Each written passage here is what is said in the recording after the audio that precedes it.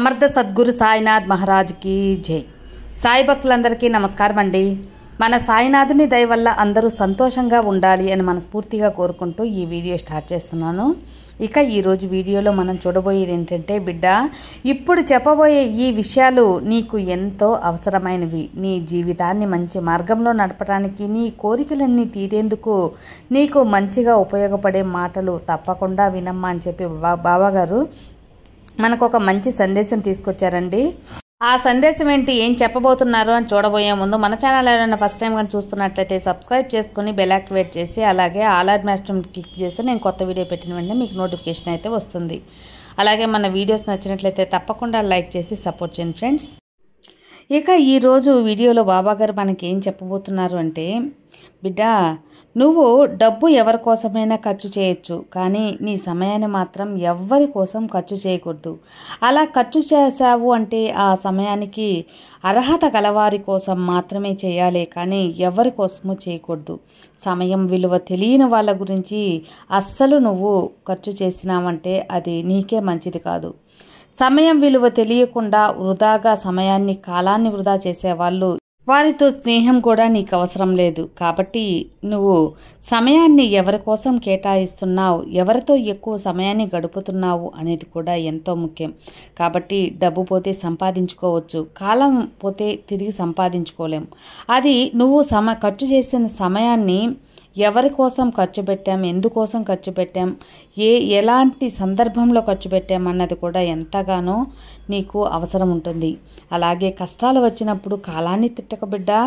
కష్టాలు వచ్చిన వెంటనే నువ్వు ఎంతో బాధపడిపోయి ఈ కాలం నాకు అనుకూలంగా లేదు అని చెప్పి నువ్వు ఎప్పుడూ అంటూనే ఉంటాం. కాలాన్ని నిందించుకో. ఒక్క మాట గుర్తుంచుకో, కాలం ఎప్పుడు కూడా ఎవరికైతే సరైన పోటీ అనేది ఇవ్వగలదో వారికి మాత్రమే కాలం కష్టాలని ఇస్తూ ఉంటుంది. వాటిని ఎదుర్కొని ఎవరైతే సరిగ్గా జీవితంలో ముందుకు వెళ్ళగలుగుతారో వాళ్ళే కాలంతో పోటీ పడగలరు, మంచి స్థాయికి వెళ్ళగలరు. అలాంటి వాళ్ళకి కాలం కూడా కొన్ని శోధనలు అనేవి ఇస్తూ ఉంటుంది. ఈ విషయాన్ని కూడా నువ్వు గుర్తుంచుకోవాలమ్మా.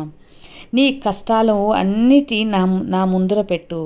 నీ కష్టాలన్నీ తీర్చేందుకు నేనున్నాను కదా.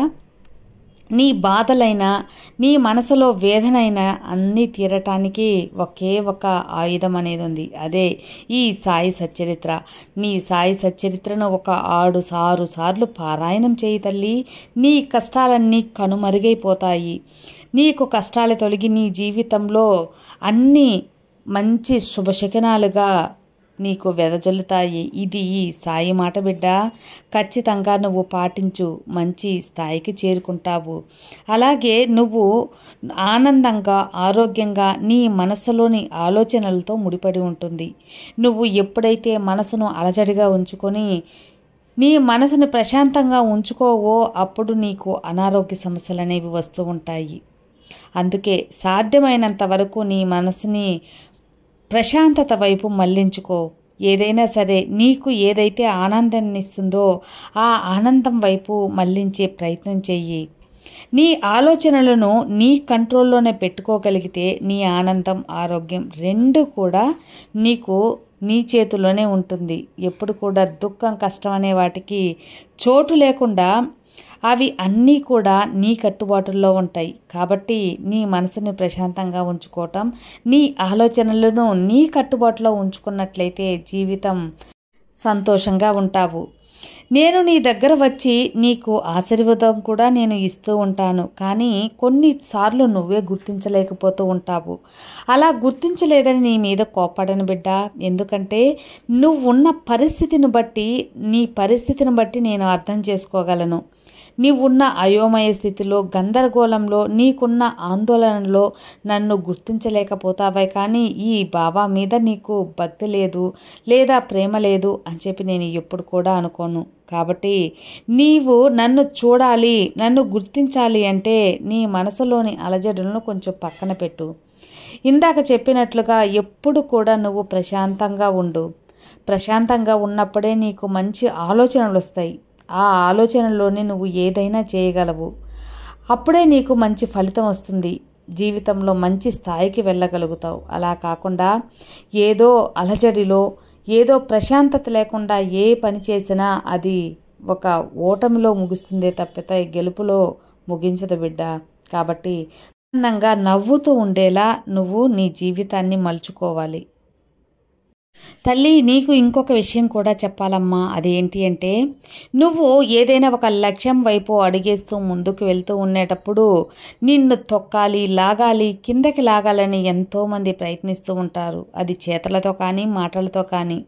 వాళ్ళ ప్రయత్నాలు ఫలించకుండా నువ్వు చేయాల్సింది ఒక్కటే, ఎవరి మాటలు పట్టించుకోకుండా నీ ఆలోచన గమ్యాన్ని, నీ లక్ష్యం మీదే నీ చూపు ఉండాలి. అప్పుడే నీ లక్ష్యాన్ని చేరుకోగలుగుతావు. నువ్వు ఇతరుల మాటలకో ఇతరుల చేతలకో ప్రభావితం అయినప్పుడు నీ లక్ష్యం ముందుకు సాగకుండా ఎక్కడ వేసిన గొంగలి అన్నట్టు అక్కడే ఉంటుంది. అప్పుడు నిన్ను తొక్కాలని చూసిన వాళ్ళు విజయం పొందుతారు. నువ్వు దానికి ఆస్కారం ఇవ్వకుండా ఒకరి మాటలు పట్టించుకోవద్దు. నువ్వు ఏం చేయాలో దాని వైపే మనసు మళ్లించు. ఈ విషయం నీకు జీవితంలో ఎంతో గెలుపునిచ్చే ఒక ముఖ్య అంశం. కాబట్టి నువ్వు ఒకరిని సలహాలు అడిగేటప్పుడు అవి మంచివా కాదా అని ఒకరిని అడగొద్దు, నీ మనసును అడుగు. నీ మనసులో ఇది మంచిది, ఇది చేస్తే ఎవరికి ఆపద లేదు, నాకు బాగా భవిష్యత్తులో మంచి లాభం ఉంటుంది అని నీ మనసును నువ్వు అనుకో. నువ్వు చేయగల శక్తి నీలో ఉన్నప్పుడు తప్పకుండా అది నువ్వు చేయగలవు. కాబట్టి ఇతరుల సలహాలు అనేది అడిగి నీ మనసును గందరగోళ పరిస్థితుల్లోకి నెట్టివేయకు. ముఖ్యంగా నీ ముందు నటిస్తూ, నీ ముందు మంచివాళ్ళుగా, నీ మేలు కోరేవాళ్ళుగా నటిస్తూ లోపల నువ్వు ఎప్పుడు పతనమైతే బాగుంటుంది అని చెప్పి ఆనందపడుతూ ఆరాటపడి ఎదురు చూసే వాళ్ళ మాటలు అస్సలు నమ్మకు. వాళ్ళని గుర్తించు. ఎవరైతే నిన్ను పొగుడుతూ ఉంటారో వాళ్ళు నీ వెనకాల గొయ్యి తవ్వుతున్నారని గుర్తుంచుకో. వాళ్ళు నీ గురించి ఏదో ఆశించి నిన్ను ఇలా పొగుడుతున్నారని గుర్తుంచుకో తప్పితే నువ్వు వాళ్ళ పొగడ్తలకి, వాళ్ళు చెప్పే మాటలకి, వాళ్ళ మాయలో పడి నీ జీవితాన్ని పాడు చేసుకోవద్దు. కాబట్టి ఎవరైతే నిన్ను తిడుతూ ఉంటారో, నీ మంచి కోరి నిన్ను హెచ్చరిస్తూ ఉంటారో వాళ్ళే నీ నిజమైన శ్రేయోభిలాషులు అని గుర్తుంచుకో. ఇది ఎప్పుడు కూడా మరవవద్దు. నిన్ను పొగిడారనో, నిన్ను ఎంతో ఎత్తుకు తీసుకువెళ్తామని నిన్ను గొప్పలు చెప్పినారనో వాళ్ళని ఎప్పుడు కూడా నమ్మవద్దు. నీ మేలు కోరేవారు మాత్రమే నిన్ను ఒక అర్హతగా, బాధ్యతగా చొరవ తీసుకొని తిట్టగలరు. నీ మంచి కోరే వాళ్ళు మాత్రమే నీలోని తప్పులను బయట పెట్టగలరు.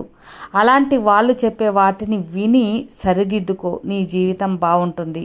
ఇది నువ్వు సమాజంలో మెలిగేటప్పుడు నీకు ఎంతగానో ఉపయోగపడే ఒక అద్భుతమైన సందేశం బిడ్డ. ఈ సందేశాన్ని నువ్వు జీవితాంతం గుర్తుంచుకోవాలి. నీ బాబా చెప్పిన మాటలన్నీ గుర్తున్నాయి కదా. వీటన్నిటినీ మనసులో నిలుపుకొని వాటిని పాటించిన పక్షంలో నీ గెలుపు, నీ లక్ష్యం అన్నీ నీ చేతిలో ఉంటాయి. అర్థమైంది కదా. వీటన్నిటితో పాటు నీ బాబాని నీకు ఎల్లవేళలా తోడుంటాను. నీ సాయి నీతో ఉండగా నీకు భయం ఎందుకమ్మా. సర్వే జనా సుఖినో భవంతు. జై సాయిరాం.